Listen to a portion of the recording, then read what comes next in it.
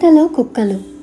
బ్రహ్మదత్తుడు కాశీరాజ్యాన్ని పాలించే కాలంలో బోధిసత్వుడు నగరానికి సమీపాన గల రుద్రభూమిలో సునకంగా జన్మించి వందలాది సునకాలకు పెద్దగా ఉంటూ వచ్చాడు.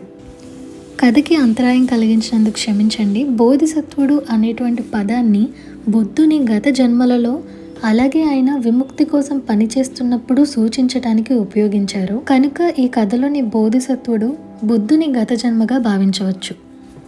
ఒక రోజున రాజు తన రథం మీద విహారానికి వెళ్ళి సూర్యాస్తమయ సమయానికి కోటకు తిరిగి వచ్చారు.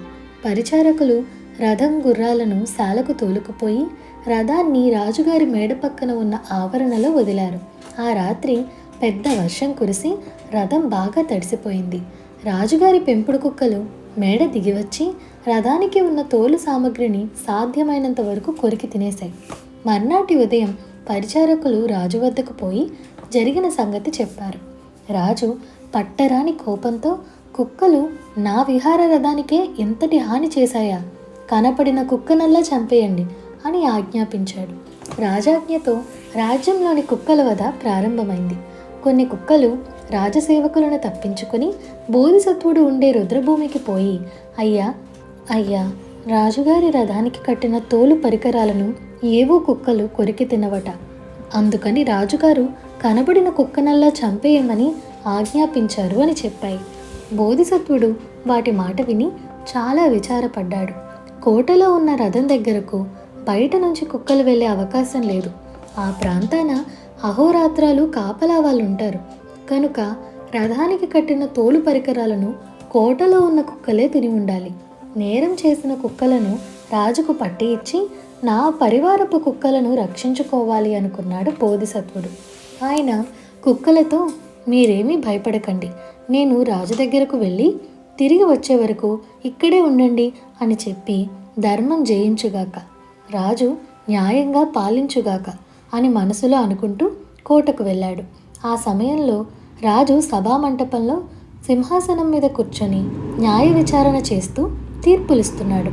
బోధిసత్వుడు సింహాసనం కిందుగా దూరిపోయి రాజు ముందు నిలబడ్డాడు. రాజుభటులు ఆయన్ని పట్టుకోబోయారు. కానీ రాజు వాళ్ళను వారించాడు. బోధిసత్వుడు రాజుకు నమస్కరించి, మహారాజా, రాజ్యంలోని కుక్కలన్నిటినీ చంపమని ఆజ్ఞాపించారంట, అందుకు కారణం ఏమిటి అని అడిగాడు. అవి మా రథానికి కట్టిన తోలు పరికరాలన్నింటినీ తినివేశాయి, అందుకే అలా ఆజ్ఞ ఇవ్వవలసి వచ్చింది అన్నాడు మహారాజు. ఆ నేరం చేసిన కుక్కలేవో తమకు తెలుసా అని అడిగాడు బోధిసత్వుడు. తెలియదన్నట్లు రాజు తల ఊపాడు.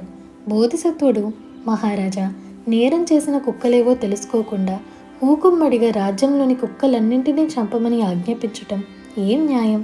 మీ భటులు కుక్కలన్నింటినీ చంపుతారా, లేక కొన్నిటినేమైనా ప్రాణాలతో వదులుతారా అని అడిగాడు. రాజ్యంలో ఉన్న కుక్కలన్నీ చంపమని ఆజ్ఞ ఇచ్చాను. కోటలో మా పెంపకంలో ఉన్న కుక్కలకు ఎటువంటి హాని జరగదు అన్నాడు రాజు. మీకు నేరం చేసిన కుక్కలేవో తెలియదు, అయినా కోటలో ఉన్న వాటిని వదిలి మిగతా వాటిని చంపమని ఆజ్ఞాపించారు. మీరు పక్షపాతం, ద్వేషం, అవివేకం, భయం అనే 4 అవగుణాలతో బాధపడుతున్నారు. అవి ఏమాత్రం రాజుకుండవలసిన లక్షణాలు కావు అన్నాడు బోధిసత్వుడు. రాజు కొంచెం సేపు ఆలోచించి, అయితే నీ బుద్ధిబలం ఉపయోగించి మా రథపు తోలు సామగ్రిని కొరికి తిన్న కుక్కలేవో చెప్పగలవా అని అడిగాడు. ఆ నేరం చేసినవి కోటలో మీ పెంపకంలో ఉన్న కుక్కలే, ఆ సంగతి రుజువు చేయగలను అన్నాడు బోధిసత్వుడు. ఏది రుజువు చేయి, నా ఆజ్ఞను తక్షణం ఉపసంహరించుకుంటానన్నాడు మహారాజు. బోధిసత్వుడు రాజుతో కొంత మజ్జిగ, గడ్డిపోచలు తెప్పించమన్నాడు. పరిచారకులు అవి తేగానే గరికపోచలను రుబ్బించి మజ్జిగలో కలిపి కోటలోని కుక్కల చేత దాన్ని తాగింపచేశాడు.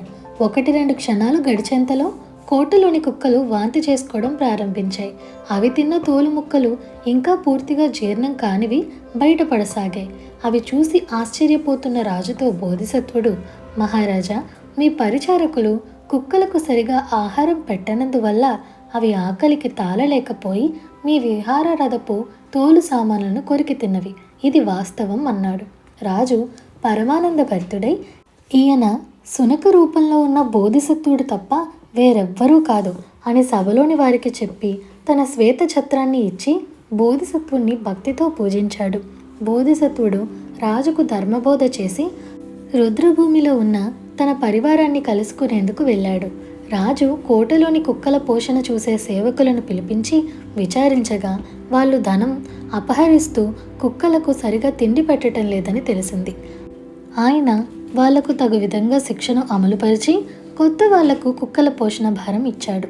రాజు ఆనాటి నుంచి కోటలో ఉండే కుక్కలకే కాక రాజ్యంలోని కుక్కలన్నిటికీ తగిన ఆహారం అందించటానికి కావలసిన సదుపాయాలన్నీ చేశాడు. ఆ తర్వాత రాజు బోధిసత్వుడి బోధలు వింటూ తన జీవితంలో అనేక మంచి కార్యాలు చేశాడు. బోధిసత్వుడు ఈ విధంగా చాలా సంవత్సరాల పాటు లోకానికి ధర్మోపదేశాలు చేసి ఎంతోమందికి తరుణోపాయం చూపాడు. ఇదండి ఇవాల్టి కథ. ఈ కథ మీకు ఎలా అనిపించిందో మాకు కామెంట్ సెక్షన్లో చెప్పండి. అలాగే మీకు ఈ వీడియో నచ్చినట్లయితే like, share, subscribe to Priya stories Telugu. Thank you for watching.